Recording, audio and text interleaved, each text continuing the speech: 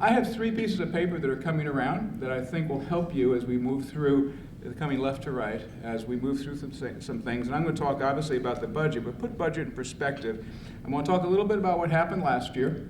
I'm going to talk about what's going on right now, and I'm going to talk about what we're aiming for next year. And at the end of that, hopefully, you'll have some clarity.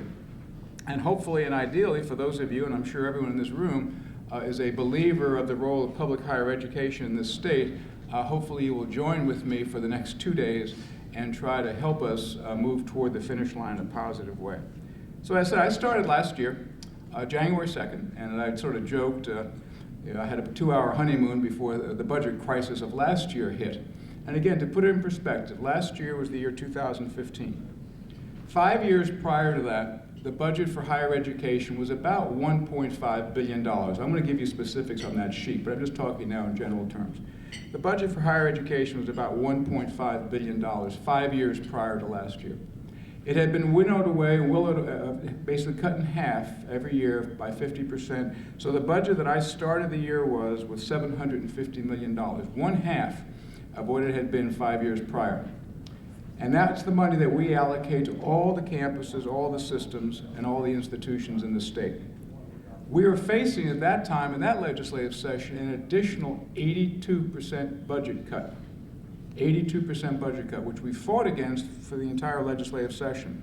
But it was not until the last hour of the last day of the session, through the SAVE Act, through the magic of the SAVE Act, and I won't go through the magic of the SAVE Act, that we were able basically to not recognize any loss. But we knew it was artificial. So this fall, what we started to do is we brought together stakeholder groups, because I knew, and we all knew, that unless business and higher ed and nonprofits and a lot of the folks that depend upon our graduates got together and started to work towards some outcomes that were positive, we were going to have some disagreements. So we worked, brought together all sorts of groups, LABI, GNO, Inc., obviously all the system presidents, our regents, and one of our regents, Regent Joe Wiley is here today, all came together. And we met over the course of the fall, and we crafted basically a brand for higher ed. Now, I'm a former business dean, a former business professor, and there's nothing wrong with marketing. We did not have a brand for higher ed. So you can see the first piece of paper there you have. The brand that we came up with is we wanted something that was aspirational, we wanted something that was sustainable, something that would hold us accountable. And you will see Elevate Louisiana. Elevate Louisiana is the aspirational brand, if you will, for higher education in this state. And there are a couple of things on that sheet, and again, they all sort of come back to the budget. A couple of things on that sheet that are important. On the left-hand side, you'll see educate, and on the right-hand side, you'll see innovate. Under educate, the first thing we wanted to do was to make sure that we started with the senior year in high school and created a continuum of education all the way through credentials, 2-year, 4-year, all the way to the post-secondary, so that every one of our institutions is on that line somewhere. Because I wanted to avoid this notion that workforce is out there and higher ed is over here. So the first thing you'll see is that basically everyone has a place on that continuum going from the senior year in high school. The second thing we saw on the right-hand side is innovate. We are really looking at Louisiana's maturing as a state in terms of the intellectual property from our faculty and commercialization, technology transfer. We have a long way to go, even with the flagship. But innovation allows us to use that intellectual capital to attract new businesses and to keep the businesses that are here. So Elevate Louisiana is something that you will begin to see and will see downstream in terms of our branding. Now let me talk about where we are right now in terms of the budget. Now I'd like you to take a look right now at the, it says Louisiana Higher Education, the true picture. You know, there are a couple of myths that I want to dispel right off the bat. The first myth is that Louisiana, basically the colleges and universities have received state funds cuts over the years, but tuition and fee revenue have more than made up for those cuts. So let's take a look at this sheet of paper, and we'll walk you through it. And this is a public document, it's the one I use all the time. But there's some really very interesting things there I'd like you to look at. We're comparing 2 fiscal years, one from 08-09, the one I mentioned 5-6 years ago, to 15-16, which is where we are now. So if you start at the top, you'll see fiscal year 08-09, total state funds, that's the amount of money we get from the state, what's called general fund, was about $1.5 billion. That was the number I told you a little while ago. And if you read to the right, you'll see self-generated funds. Self-generated funds are really tuition dollars that the students pay. And then you'll see some funds and transfers. And you'll see a total budget of about $2.4 billion. Go down the line below that, and I'm going to come back to that in a minute, but you'll see mandated costs back to the state. In other words, out of the money that we get from the state, we return money back to the state to pay for a variety of activities. I'll come back to that in a second. So if you look then for dollars available for operations in 08-09, it was about $1.8 billion. Remember, the myth I'm looking at right now is that tuition and fee increases have more than offset any loss. Go to fiscal year 15. Total state funds, $887 million. Compare that to the 1.5 above that. That shows a 44% reduction in the amount of money the state has given to public higher education. And then if you go over to the next line, it says self-generated funds. Remember, that's tuition. That's $1.3 billion. Compare that to the $721 million. What that shows you is that as the state money has gone down, the need for our students to pay has gone up. So Louisiana has gone from a relatively affordable public higher education system to one that is now oftentimes out of reach of the students. And read across, and you'll see about $2.2 billion. And go to the line below that, unfunded mandates, the mandated costs. Remember, they were basically $443 million the year 5 years ago. Now they're at $560 million. What that means is that for every dollar you get in that first column, in the total state funds, for every dollar that we get, our campuses give back an average of 63 cents on the dollar back to the state for services. That means only 37 cents of every dollar can be used to educate our students. There are some campuses that give back more than 63. One campus gives back $1.13. They actually have to pay 13 cents more back to the state than they get. And what do those costs go for? Well, look at the second sheet of paper. This is what's called higher education mandated costs. We pay for a variety of things: risk management, we pay for civil service, we pay for auditors, we pay for pension plans. And none of us minds paying for pension plans. That's a retirement cost. But look at the line on the bottom, the very bottom. We also pay $83 million a year out of the money that we get back to the state to support K through 12 retirement plans. These are the types of things that take away money from the classroom. These are the types of things that take away the ability, oftentimes, to offset some of the, if you will, cuts. So let me talk about this year. We are in a special session, I think everybody recognizes, and that's going to be over on Wednesday. And because of the Louisiana Constitution, you cannot discuss fiscal issues this year in the regular session, which starts a couple of days after the special, unless those have been identified in the special session. So right now, what you're looking at are revenue generation and budget cuts for this year, from now to the end of the semester, at the end of the year, and next year. So let's talk about each of those years separately. Let's talk about this year. Now today is what? Today is March 7th. This has only been 3 weeks that this has been going on. On February 10th, I received a letter. All this is on our website. If you go to the Board of Regents website, you'll see everything that I'm talking about. I believe in transparency. On February 10th, I received a letter from Commissioner Jay Darden, who's the governor's budget person, saying you need to prepare for a minimum $42 million reduction up to a maximum of $131 million from now until the end of the fiscal year, which is June 30th. Then the next day I met with the governor and Jay Darden, and basically they said, okay, normally a supplemental bill will go through to add exactly what it says, supplement the original revenue. They're not going to do a supplemental bill this year. And in that supplemental bill was an additional $28 million for TOPS. So at that meeting, in addition to the $42 million that we were told we would have to absorb, they added $28 million on. So the best case, and I use that word very, very loosely, the best case for higher ed between now and the end of end of June is $70 million. And then it went up from there to 131, 132, 140. So this is what has basically engendered a lot of the comments in the newspaper about what will happen if this comes to pass. And I'm going to come back to that in a second. But let me go to the next fiscal year. Remember, I said there's 2 years we're talking about right now. The first year is from here till the end of June. And remember, classes have started.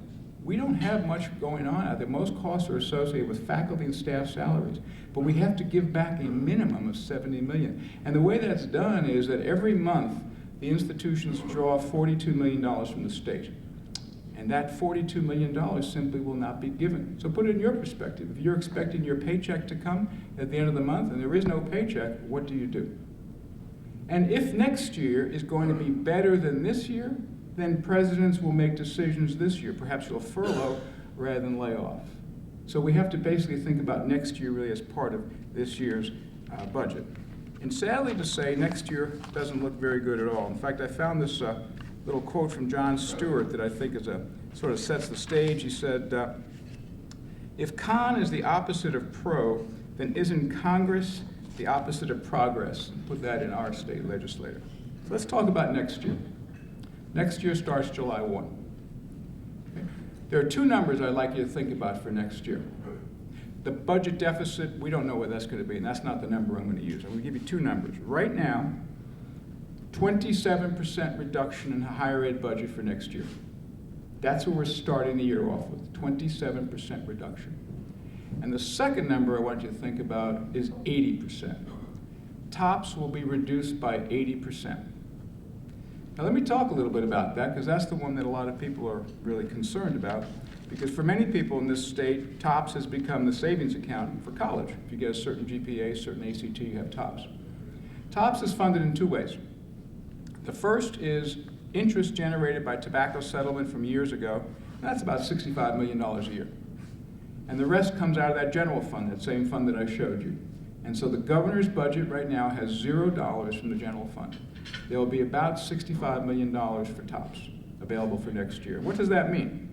Well, a lot of people say, well, okay, if you're going to take an 80% reduction, that means instead of getting $1, I'll get 20 cents. That's not the way it works. What happens is, according to the rules, procedures, you have to lop off categories of students by GPA and ACT, and you have to keep rolling them up from bottom to top until you achieve the number of students that qualify for the amount of money. So this year there's about 45,000 students on TOPS. Next year, with these numbers, it'll be less than 9,000. And right now, you can get a full TOPS 4-year tuition ride for an ACT of 20. Under the new scenario, it will be a minimum of 27. That includes the students who are currently on TOPS, as well as the students who are in high school. So where are we? Where are we right now? Remember what I said, the best case scenario was 70 million, and the worst case scenario was about 130 some odd. Well, as of this morning, just walking out, and again, what they're debating right now in the legislature, that 70 now has gone to 86.8. And so you will see on our webpage that if that 86.8 holds, and it will hold unless something is done in the next 2 days, then you will see a whole variety of things begin to occur, and I'm just quoting a few of those. LSU Health Science Center in Shreveport will not be able to make payroll in June. At LSU, the flagship here, they already see student registration in their orientation programs for next fall. You know, students who have choices may choose to go elsewhere. Their student enrollments for next fall are down 15% for next year because of the uncertainty over the budget. Grambling will make personnel cuts, but most significantly, the university will have difficulty in meeting its cash flow, i.e. payroll. Louisiana Tech and Southeastern furloughs and layoffs, and the inability to have summer school. UNO layoffs, exigency may be inevitable, and LCTCS will drastically reduce the number of its employees. So I don't mean to be a pessimist. I'm an optimistic person. I really am. But I'm also a frank person. I'm saying right now, and I'll close here, be happy to answer any questions. The reality is that nothing has changed in higher education. The reason why healthcare and higher ed have to undergo these drastic cuts every year is because they are not statutorily protected. So last year when the session was over, nothing changed. This year during the special session, nothing has changed. We are still unprotected. It's the only place you can go to try to balance the budget. And although we have a lot of legislative friends, and you can read the paper the same way that I read the paper, there's also a lot of opposition, whether it's from municipalities or some of the business groups, some of the others. Let me leave you with another figure that I always like to use, and again, I'm not taking a position on it, but I'm always saying If higher education, public higher education, is indeed a priority or the priority for this state, as many people have indicated, then let me give you another set of numbers. The state gives approximately $3,000 per student, per university student. $3,000 roughly comes from the state budget to support a student. That's way down from what it was a few years ago, but anyway, $3,000. If you are an incarcerated adult, that number is $16,000. And if you are an incarcerated youth, that number is over $32,000. And as I've indicated, and I'll stop here and answer questions, I say I do not believe that business and industry comes to this state because we have the highest incarceration rate in the country. I believe they come here because we have a talented and educated workforce that can basically meet their needs. And if these budget cuts continue, that is in jeopardy. So, happy to answer any questions. Well, my message here today is that higher education is in dire straits at this point in time. With 2 days left to develop the budget for the rest of this year and for next year, we need support to make sure that we can continue doing what we're supposed to be doing. As it stands right now, if there's no changes, what would happen in terms of funding for higher education and for TOPS? Well, basically for the rest of this year, we will start seeing classes canceled, people laid off because of the inability to basically make payroll. For next year, what we're looking at is an 80% reduction in TOPS. That means instead of about 45,000 students being TOPS eligible, will be about 9,000. And how will that affect the eligibility for TOPS? The eligibility for TOPS will not change. It stays the same. What changes is the process by which limited dollars are allocated. So that means that instead of having a 20 ACT and you basically get a TOPS, now that'll probably be about a 27 ACT. And what kind of an impact is this having on student enrollment at the universities across the state? Well, they haven't started to enroll yet, but we do know, for example, LSU, the flagship institution, has orientation for students, potential freshmen, and they're down by 15% already because of the uncertainty that students see out there. What about the impact for faculty? I already know faculty are both leaving and also faculty who they're trying to recruit are not coming here. There's no question about that. What would you like to see happen? Well, what I would like to see happen is a recognition of the value of public higher education to the state. It's not just a private good, it's a public good. And so therefore the recognition is that public good requires resources, and to take the cuts that they're looking at from now to the end of the year simply is not possible. How does the cuts to higher education in Louisiana compare to budget situations at universities throughout the country? Well, since 2008, Great Recession, almost every other state has bounced back. Louisiana has not bounced back, and so therefore we are the poster child, if you will. We have the largest net decrease in state support of any other state in the country. If people have questions like more information about higher education budgeting, what should they do? They just go to the Board of Regents website, so it's boardofregents.la.gov. We have everything I've talked about today, as well as some suggestions. If you believe that higher ed is important, gives you some talking points for your legislators or for some of the parents to talk about things that help us out.